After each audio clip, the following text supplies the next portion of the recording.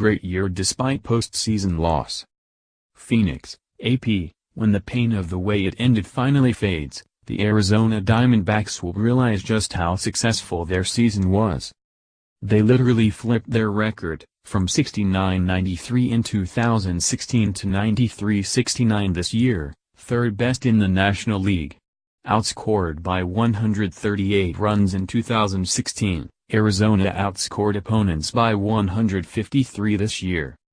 The Diamondback earned the league's #1 wildcard spot and beat the Colorado Rockies 11-8 in a crazy game before a raucous capacity crowd.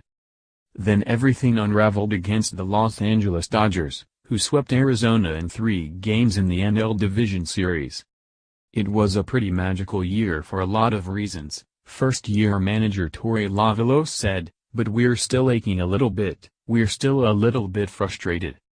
Still, it was a triumphant debut for Lovullo and new general manager Mike Hazen, both hired from the Boston Red Sox. We had a hell of a run, reliever Archie Bradley said. This is a great group of men here. Zach Rank, in the second season of a 6-year, $206.5 million contract he signed with the previous regime, went 17-7 with a 3.20 ERA but faded down the stretch. He was yanked in the 4th inning of the wild-card win over the Rockies, replaced by Robbie Ray, thereby ruining plans to start Ray in Game 1 against the Dodgers. Ray had a breakout season and stands as one of the biggest hopes for the future. The 25-year-old left-hander went 15-5 with a 2.89 ERA and 218 strikeouts in 162 innings. Paul Goldschmidt, twice a runner-up in the voting, had another MVP-caliber season, hitting .297 with 36 home runs and 120 RBIs, but he was just 1 for 11 in the NLDS. The lone hit a 2-run homer to open Game 2. With a runner on second, Dodgers closer Kenley Jansen struck out Goldschmidt to complete the playoff sweep Monday night. I really didn't play that well the last month, Goldschmidt said, and honestly against the Dodgers, too. Then there was J.D. Martinez.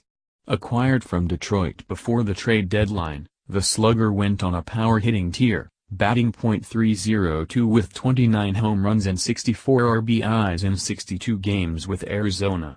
He hit a National League record 16 home runs in September, 4 of them on one memorable night at Dodger Stadium.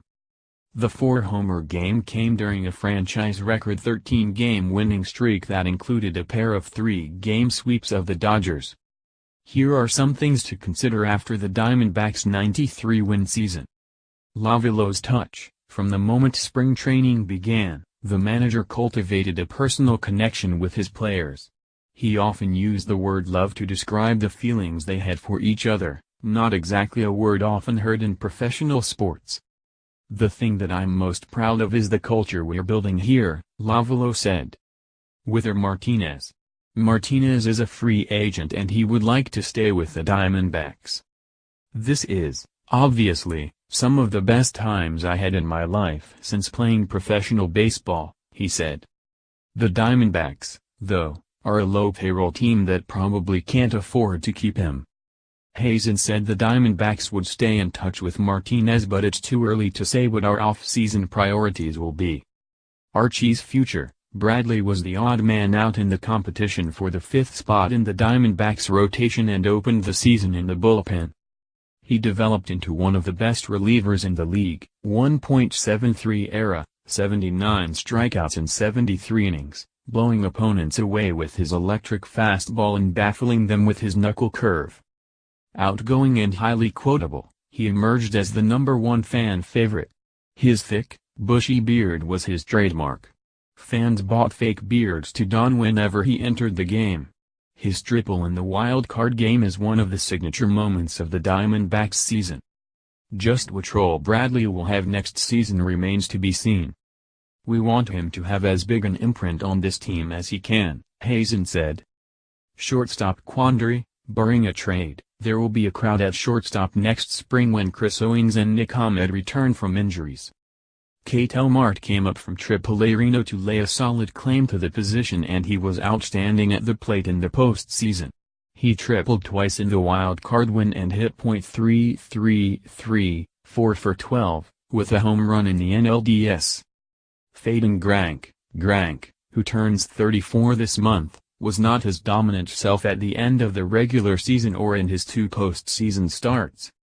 He made it through 5 innings Monday night but racked up 105 pitches and walked the season-high 5. Lovello brought Grank back in the 6th and the right-hander promptly gave up a home run to Austin Barnes. His big contract almost certainly means he isn't going anywhere.